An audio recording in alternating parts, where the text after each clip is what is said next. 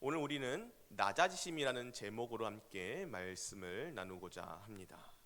오늘은 12월 첫째 주 수요일입니다. 벌써부터 이렇게 성탄을 기념해서 강단 장식이 되어 있는 모습을 보니까 참 기쁩니다. 이렇게 12월은 한 해를 마무리하기도 하고 또 새해를 준비하기도 하기 때문에 누구에게나 특별한 의미를 갖습니다. 그렇기 때문에 세계 여러 나라에서는 새해를 기념하는 풍습만큼이나 한 해의 마지막인 12월을 기념하는 전통과 풍습이 다양하게 내려오고는 합니다.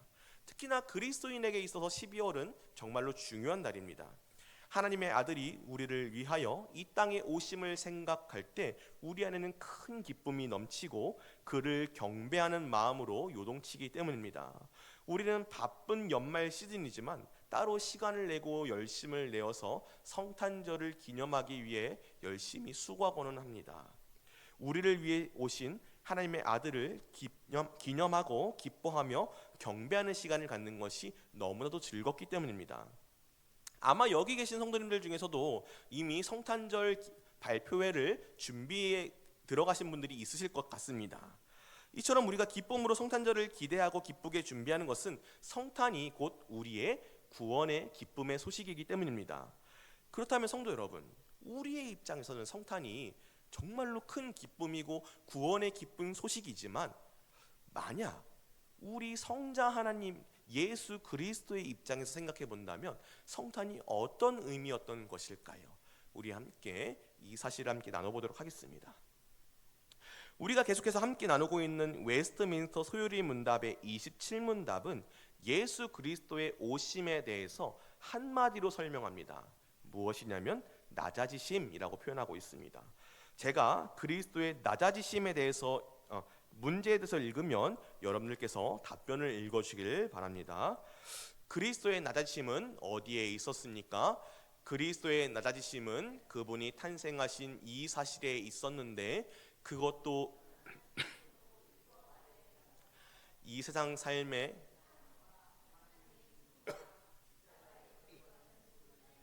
것에 있었으며 또한 장사되셔서 얼마 동안 죽음의 권세 아래에 거하신 것에 있었습니다.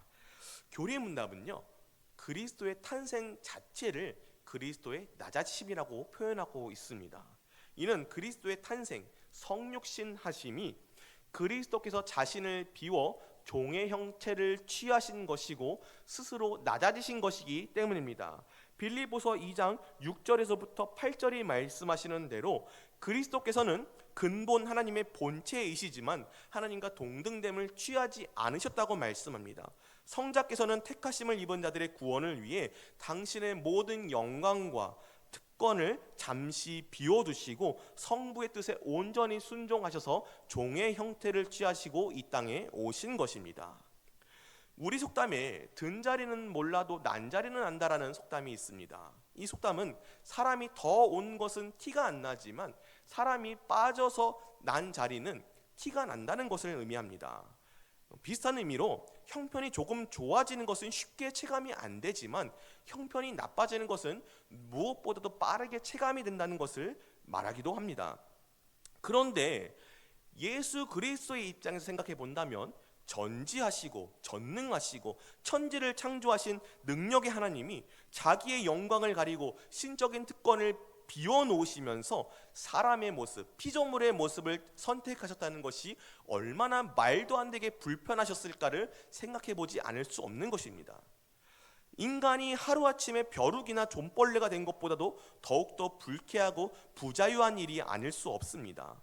심지어 그리스도께서는 당신의 전지하심에 따라서 당신께서 아버지의 뜻에 따라서 사람의 모습을 취하셨을 때 겪게 될 그 모든 어려움과 고난을 미리 알고 계셨을 것입니다. 그런데도 순종하셨다는 것은 우리가 생각하기에 말도 안 되는 일이 될 수밖에 없습니다.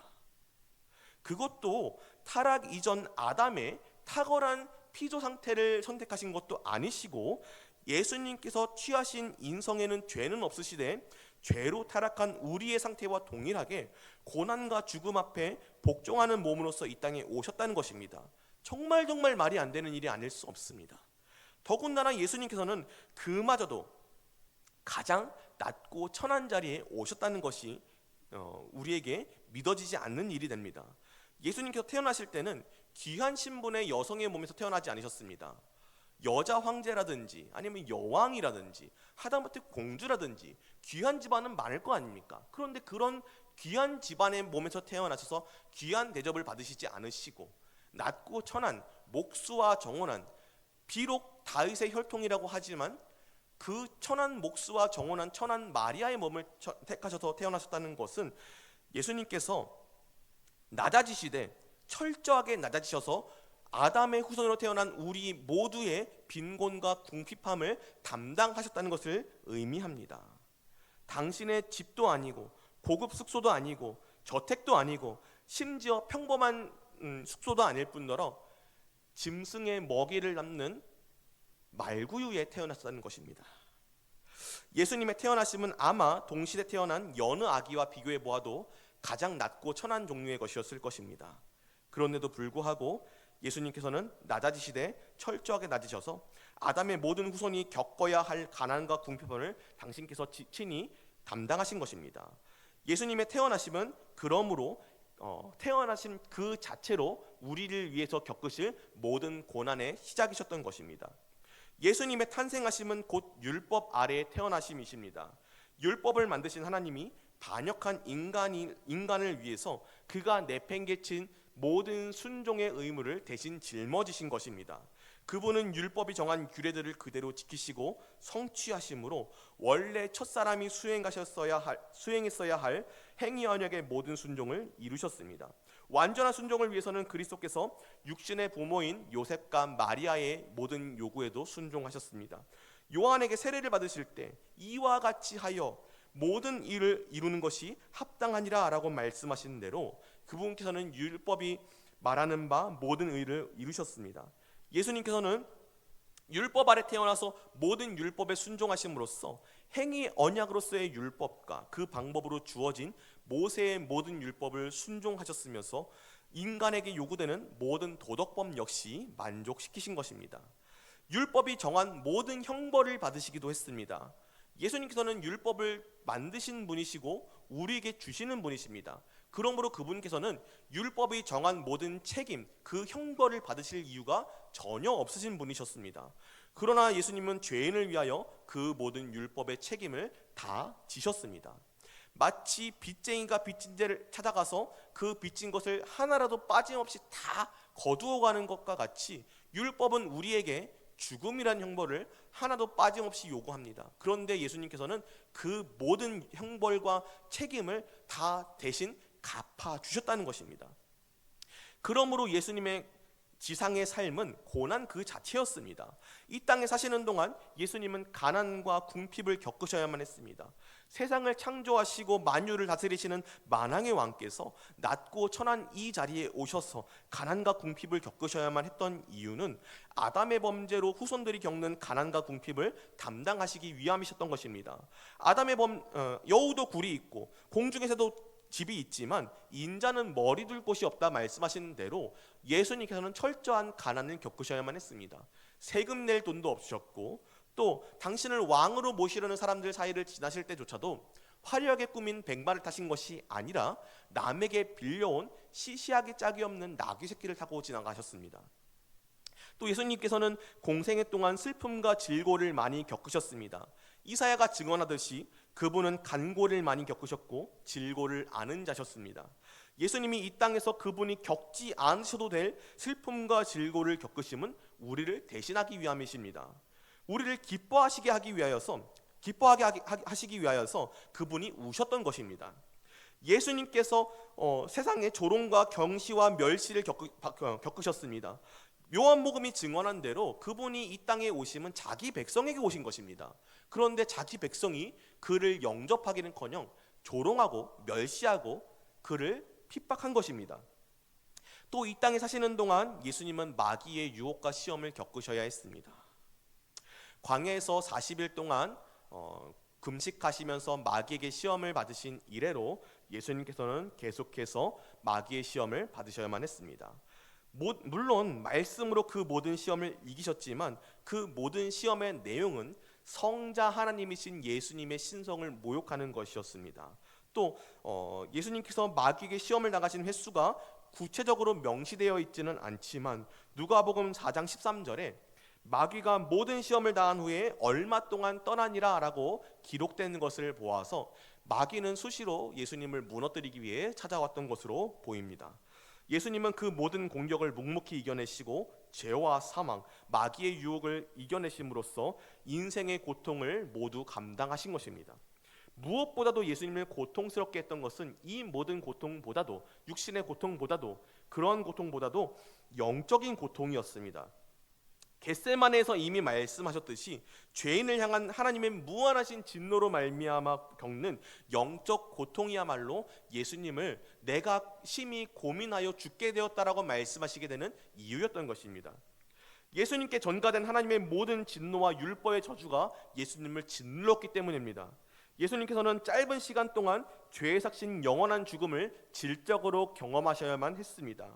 이 진노, 영원한 죽음이 만약 어떤 한 피조물에게 가해지는 것이었다면 그 피조물은 산산조각나 버렸을 것입니다. 그러나 예수님께서는 마침내 그 모든 것을 이기시고 승리하신 다음에 모든 고통을 짊어지시고 십자가에 오르셨습니다. 오해하지 않으시길 바랍니다. 예수님의 육체적인 고통이 별것 아니었다는 것이 절대로 아닙니다.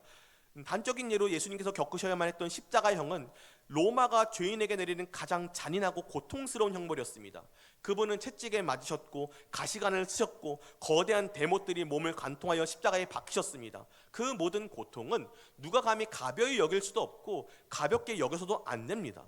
그러나 그 모든 육체적 고통보다도 본질적인 것, 그가 담당하신 모든 저주와 진노, 하나님의 위로로부터 차단된 영적인 고통이 예수님을 그 무엇보다도 괴롭게 하였다는 것입니다.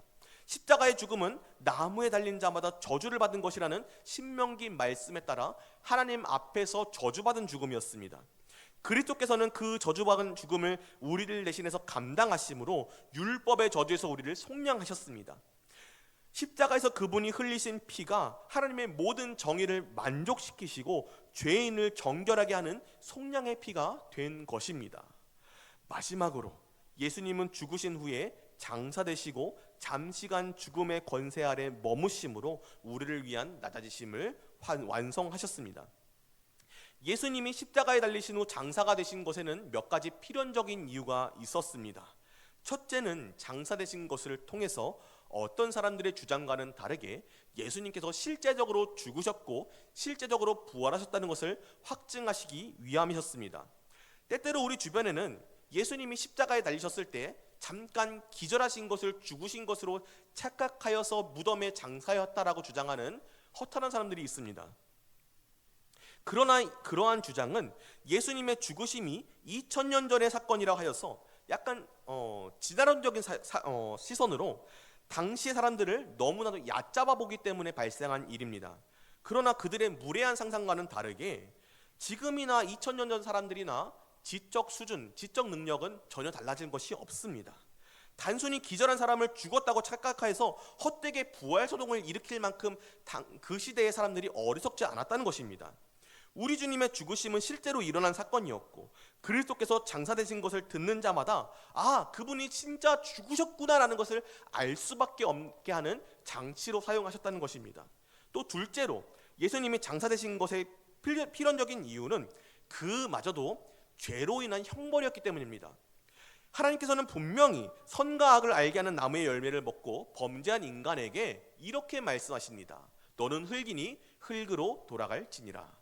그렇기 때문에 무덤 가운데 장사되셔서 흙 아래에 묻히게 되는 것마저도 예수님께서 우리를 위하여 대신 짊어지셔야 했던 죄의 형벌의 일부였던 것입니다.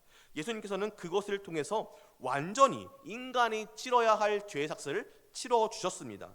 셋째는 예수님께서 택정하신 자들의 대표 둘째 아담으로서 장사되심을 통해서 당신의 백성들의 죄를 장사지낼 권세를 얻게 되셨다는 것입니다. 우리의 보증이 되시는 우리 주님께서 우리가 진 죄를 짊어지시고 사망에 갇히셨습니다. 그러므로 그분이 다시 풀려난다는 것은 곧 우리 역시도 그리스도와 함께 죄에 대하여서 사망에 대하여서 자유함을 얻었다는 것을 의미하는 것입니다. 그러므로 예수님의 장사되심에는 이런 의미가 담겨 있었던 것입니다. 하나님은 당신의 섭리하심으로 니고데모와 아리마대 사람 요셉의 손을 통해서 장사되어 사흘간 죽은 자 가운데 머무르게 하셨습니다. 그런데 우리는 이 사건을 바라볼 때 좀 성경이 무언가 유난히도 강조하는 것이 있다는 것을 보게 됩니다. 그것은 예수님께서 아무도 묻힌 적이 없는 새 무덤에 묻혔다라고 강조하고 계시다는 것입니다. 왜 그럴까요? 예수님께서 좀 남이 묻혔던 무덤에 묻히시면 뭔가 예의가 아니기 때문일까요? 그렇지 않습니다. 예수님께서 남이 한 번도 묻힌 적 없는 무덤에 묻히셨다는 것을 강조하시고 또 하나님께서 그렇게 섭리하신 것은 사람들로 하여금 예수님의 부활에 대한 억측을 없애버리고 온전히 예수님의 부활하심을 믿도록 하시기 위함이셨습니다. 열왕기하 13장에는 모압 군대가 쳐들어오는 것을 보고 마침 장사 지내러 나갔던 사람들이 깜짝 놀라서 자기가 짊어지고 갔던 그 주검을 엘리사가 묻혔던 무덤에 냅다 집어던지는 일이 발생합니다. 그리고 그때 성경에는 엘리사의 뼈에 닿은 그 주검이 되살아남을 입었다라고 말하고 있습니다. 그렇기 때문에 예수님께서 만약 누군가가 먼저 묻혔던 무덤에 묻히셨다면 예수님의 부활하심은 예수님의 능력에 초점이 맞춰지는 것이 아니라 예수님보다 먼저 묻혔던 그 사람이 무언가 엘리사만큼이나 훌륭한 선지자였을 것이다 라는 억측으로 가려지게 되었을 것이기 때문입니다. 하나님께서는 이 모든 것을 아시고 우리를 위하여서 섭리하시사 예수님의 부활을 온전히 믿을 수 있도록 일하신 것입니다. 만약에 백성들이 예수님의 되살아나심을 온전히 믿었다고 하더라도 바리새인들과 서기관들과 사두개인들과 같은 지도자들은 헛소문을 만들어서라도 예수님의 부활을 가리려고 했을 것입니다. 예수님께서는 무덤에 계시는 잠시간의 시간을 죽음의 권세 아래 지내셨습니다. 이 단계는 사도신경이 말하는 음부, 지옥에 내려가셨다는 표현과 연결되는 예수님의 자기 비하의 최종적 단계입니다. 우리말로 번역된 사도신경에는 음부에 내려가셨다는 표현이 생략되어 있지만 원문에는 나타나 있는데 이것에 대한 해석을 놓고 많은 신학자들이 논쟁을 벌이기도 하였습니다. 그러나 사도신경의 이 같은 표현은 어떤 사람들이 말하는 것처럼 정말로 예수님께서 직접적으로 장소로서의 지옥을 방문하셨다는 것이 아닙니다.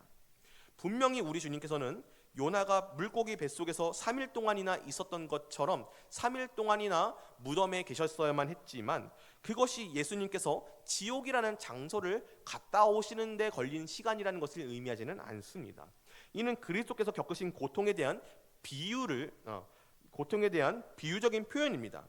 그분께서 사망이라는 깊고 최종적인 비하의 상태에 머무르셨다는 비유적인 표현으로서 우리에게 주어진 것이기 때문입니다.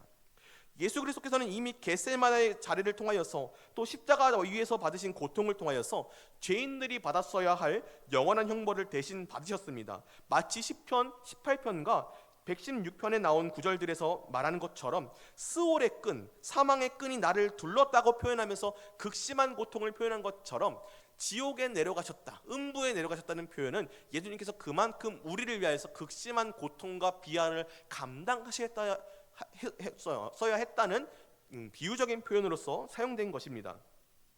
다만 예수님께서는 오직 택정한 자들의 부활을 보증하시기 위하여서 생명의 왕이신 그분께서 스스로를 낮추셔서 죄와 사망 아래에 머무르셨던 것입니다. 누구에게나 찾아오고 누구도 피해갈 수 없는 사망의 형벌에 대하여서 죄를 알지도 못하셨던 예수님께서 우리의 죄가 되셨습니다. 우리 많은 사람의 죄책을 담당하신 것입니다. 그분은 우리를 위해서 매 맞으셨고 죽기까지 우리 죄를 대신 지셨습니다. 생명의 왕이신 우리 주님께서 이렇게 사망의 권세 아래 잠시 머무신 것은 역설적으로 그에게만 죄 용서함이 있고 그에게만 생명 주시는 능력이 있음을 알려주는 증거가 됩니다.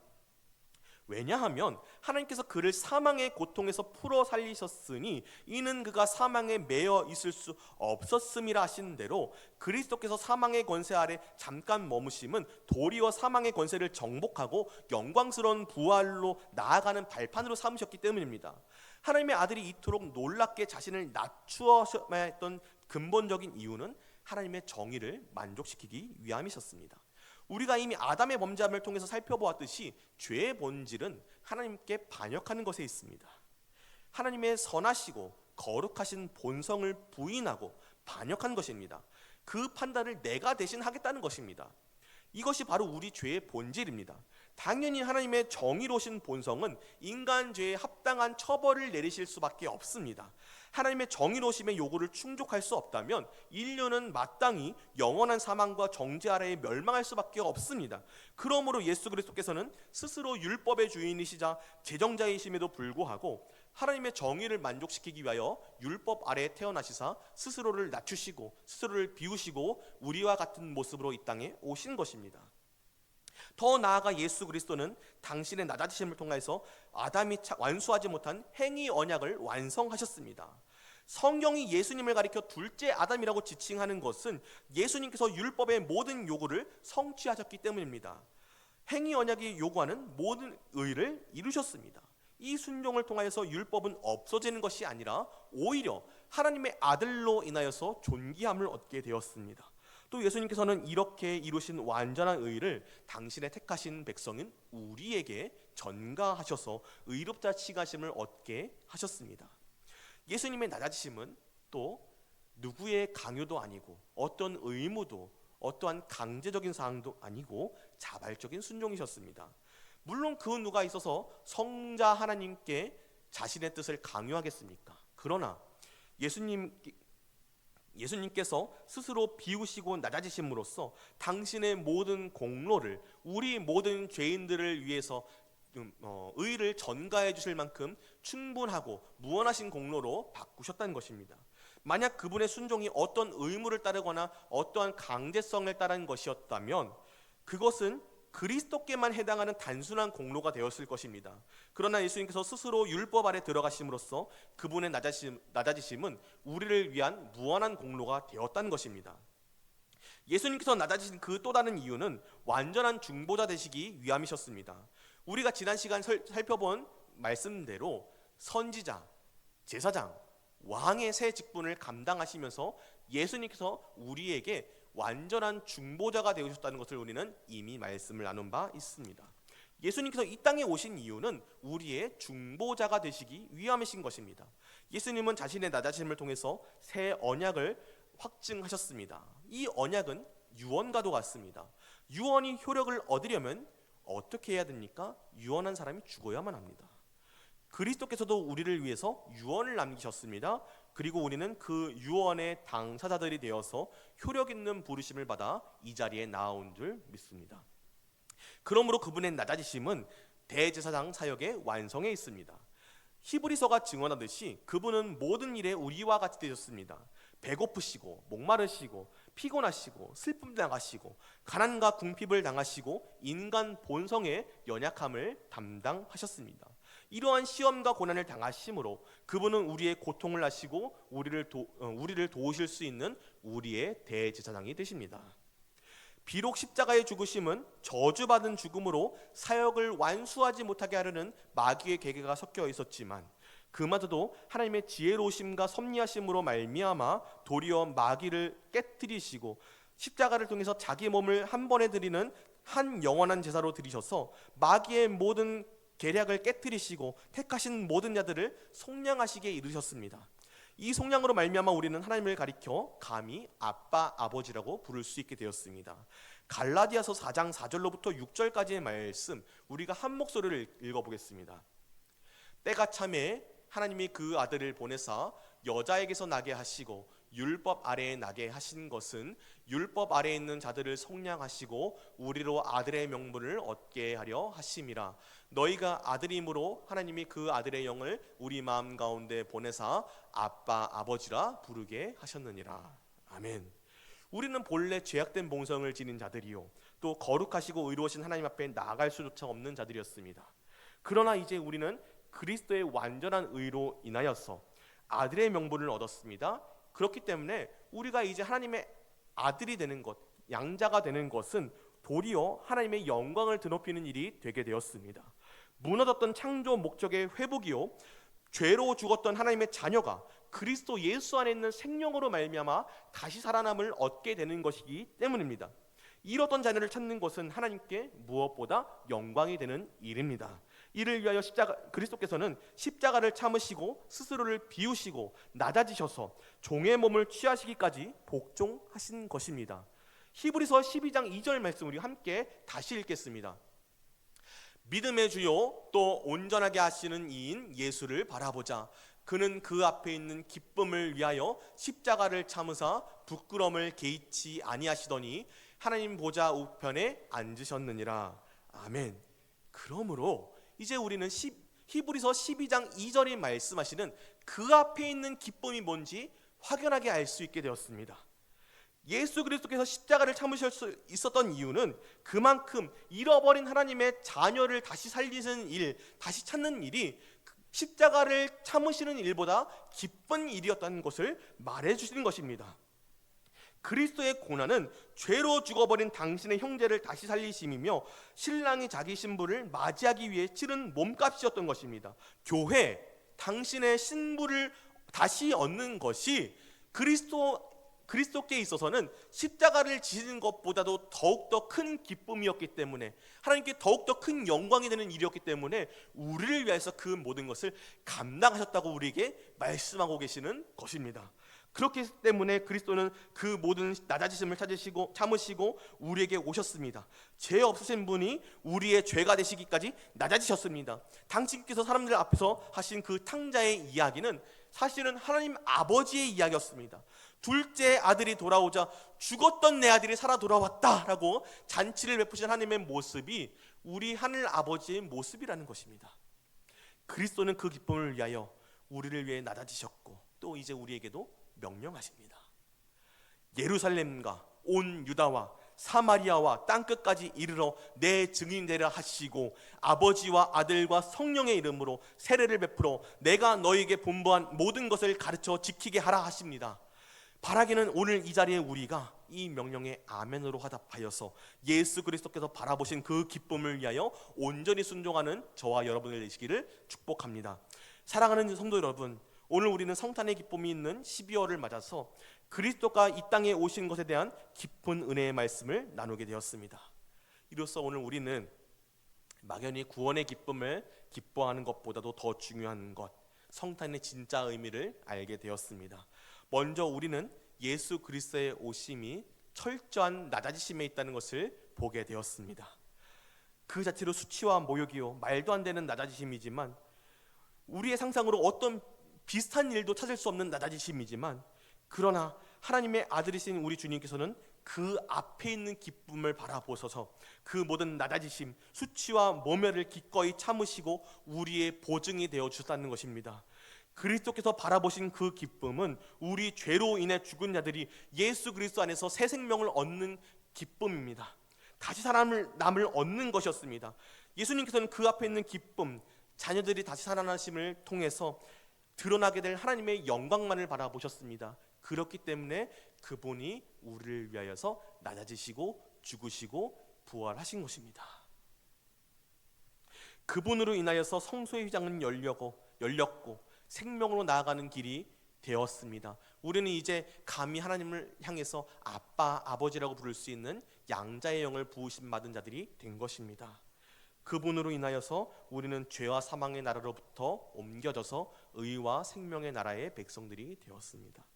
또 우리 주 예수 그리스도만이 우리를 위해서 모든 시험과 고난을 겪으신 우리의 대제사장인 줄 알게 되었습니다. 히브리서 4장 말씀 우리 함께 읽겠습니다. 보여주십시오. 그러므로 우리에게 큰 대제사장이 계시니 승천하신 이 곧 하나님의 아들 예수시라. 우리가 믿는 도리를 굳게 잡을지어다. 우리에게 있는 대제사장은 우리의 연약함을 동정하지 못하실 리가 아니요 모든 일에 우리와 똑같이 시험을 받으신 이로되 죄는 없으시니라. 그러므로 우리는 긍휼하심을 받고 때를 따라 돕는 은혜를 얻기 위하여 은혜의 보좌 앞에 담대히 나아갈 것이니라. 아멘. 그러므로 히브리서 말씀이 증언하신 대로 우리는 긍휼하심을 받고 때를 따라 돕는 은혜를 얻기 위하여 은혜의 보좌 앞에 담대히 나가야 할 것입니다. 그리스도의 낮아지심과 그 안에 있는 우리의 속량이 우리를 더욱더 담대하게 하고 이 땅 가운데서 소망을 얻게 하는 줄 믿습니다. 그 변하지 않는 영원한 소망을 얻은 우리는 이제 어떻게 살아야 할까요? 하나님의 택정하심을 입은 우리 모든 사람들을 일컬어서 성경은 교회다라고 말하고 있습니다. 그리고 교회는 예수 그리스도를 머리 삼은 자들입니다. 그렇다는 말은 우리 가운데 예수 그리스도의 낮아짐, 자기를 비우는 모습이 드러나야 한다라는 말이 되기도 합니다. 그러면 무엇이 예수 그리스도의 모습입니까? 우리 주님께서 주신 새 계명의 모습이 우리 안에 나타나야 합니다. 예수님 다른 것 명령하지 않으셨습니다. 새 계명을 너희에게 주노니 너희가 서로 사랑하라 라고 말씀하셨습니다. 그런데 이 새 계명이 그냥 사랑이 아닙니다. 우리의 사랑에는 예수 그리스도와 같이 내가 너희를 사랑한 것 같이 너희도 서로 사랑하라 하신 대로 예수 그리스도께서 우리를 위하여 스스로 비우시고 낮아지시고 낮고 천한 자리에 오시기까지 우리를 사랑하신 것과 같은 그 사랑이 우리 안에도 서로를 향하여 나타나야 한다는 것입니다. 내가 내 형제를 위해서 마땅히 취할 수 있는 영광과 권리와 특권을 포기하고 사랑하라는 말씀이십니다. 그 사랑의 모습에 대해서 우리가 한번 본으로 여길 만한 것이 있습니다. 우리가 지난 새벽에 느헤미야 5장 말씀을 통해서 본 느헤미야의 헌신을 바라볼 수 있을 것입니다. 느헤미야는 이스라엘의 총독으로서 마땅히 총독의 녹을 백성들로부터 받을 수 있는 권리와 특권이 있었습니다. 그러나 그는 총독의 녹을 포기했습니다. 또 그는 율법이 허락하는 한도 내에서 백성들에게 돈을 빌려주고 담보물을 받을 수 있는 특권이 있었습니다. 그런데 그렇게 하지 않았습니다. 또 백성들이 돈이 없어서 곤궁할 때 그들의 땅을 돈을 주고 살 수 있었습니다. 그러지 않았습니다. 오히려 자신의 종들과 함께 나아가서 성벽을 재건하는 일에 힘썼습니다. 그리고 또 백성들에게 돈을 빌려주고 담보를 잡고 또 백성들의 자녀들을 잡아다가 종으로 팔았던 민장들과 귀족들을 꾸짖고 다시는 그렇게 하지 못하도록 요구했으며 그들이 그렇게 행동하도록 하기 위하여서 자신부터 먼저 사비를 털어서 12년 동안이나 솔선수범하는 모습을 보여주었습니다. 그의 모습에는 딱 하나의 행동 원리가 드러났습니다.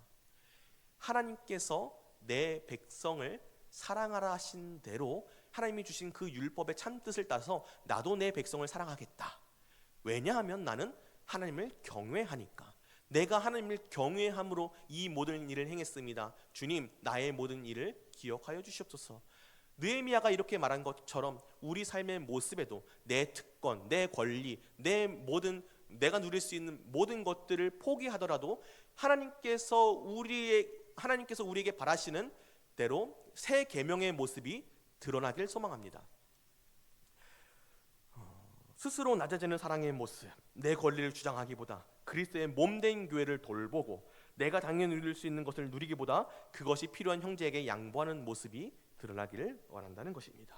더 나아가서 우리 삶의 모습에 예수 그리스도를 사랑하는 만큼 우리의 죄를 죽이는 모습, 죄를 거부하고 죄를 이겨내고 내 자신을 쳐서 복종시키는 죄 죽이기의 모습이 나타나기를 소망합니다. 그리하여서 나는 죽고 오직 내 안에 그리스도만이 사신다라고 고백했던 바울과 같은 고백이 우리 안에 나타나는 모든 서울 장강의 지대를 내시기를 간절히 소망합니다.